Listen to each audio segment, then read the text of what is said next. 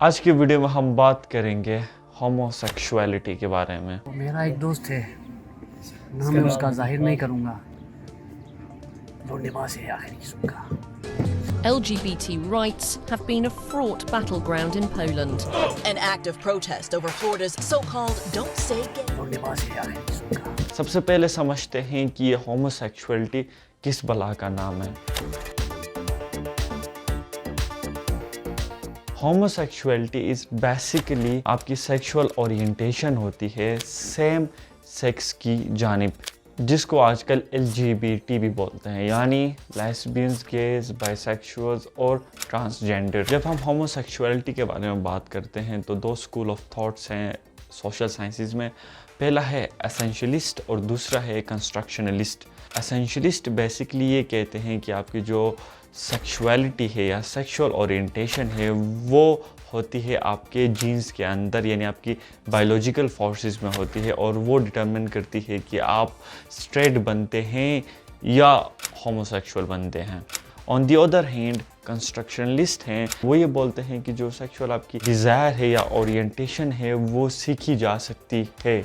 अपने by Sigmund Freud कहते हैं कि जब बच्चा पैदा होता है तो वो बाइसेक्सुअल होता है, और जब वो बड़ा होता है और उसकी सेक्सुअल ओरिएंटेशन डेवलप होने लगती है किसी पर्टिकुलर सेक्स की जानिब, तो उसकी सेक्सुअल आइडेंटिटी बनती है। इसका मतलब ये है कि जो आपकी सेक्सुअल ओरिएंटेशन है या सेक्सुअल आइडेंटिटी है या डिज़ायर है, उसको हम सोशली कंस्ट्रक्ट कर सकते हैं through different tools and techniques. Persuasion. अगर हम होमोसेक्सुअलिटी की हिस्ट्री के बारे में जानना चाहें तो होमोसेक्सुअलिटी की जो प्रेजेंस है वो हमें नज़र आती है इन एंशिएंट टाइम्स। ठीक है, ग्रीक में होमोसेक्सुअलिटी वाज नॉट टैबू, और लोग एंगेज होते थे होमोसेक्सुअल एक्टिविटीज़ में। You will see evidence throughout the history. तो it's kind of weird but it's there.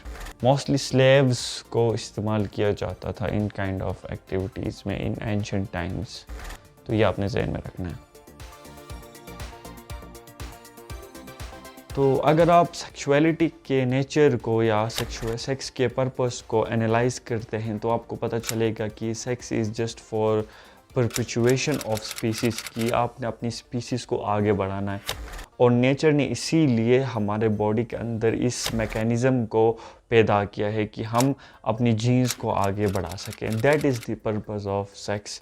लेकिन लोगों ने सेक्सुअलिटी को खाली प्लेजर के लिए इस्तेमाल किया है। जो एसेंस था सेक्स का, that is actually lost in this materialistic world. और इंसान जब प्लेजर के पीछे भागता है तो आपको पता है कि क्या होता है, यू नो, ह्यूमन नेचर।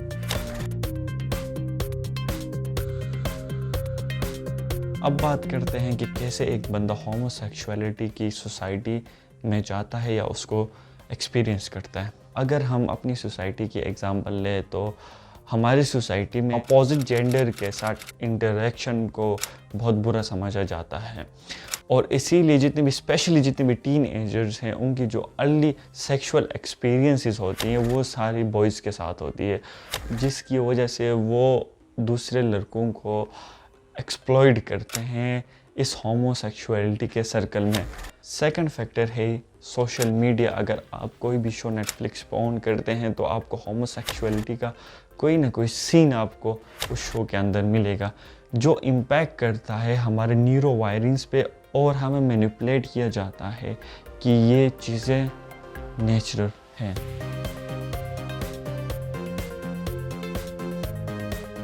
देखें, किसी चीज़ को बैन करना I think it's not the option, but उस चीज़ के बारे में लोगों को एजुकेट करना, लोगों को समझाना कि क्या सही है क्या गलत है, दैट इज़ आवर पार्ट। ठीक है, जो हमारी रिस्पॉन्सिबिलिटी है। तो बस ये कि सेक्स एजुकेशन या सेक्सुअलिटी पे टीनेजर्स को हम उतना अवेयर करें, उतना नॉलेज दें कि वो इन चीज़ों के अंदर खुद डिफ्रेंशिएट कर सकें।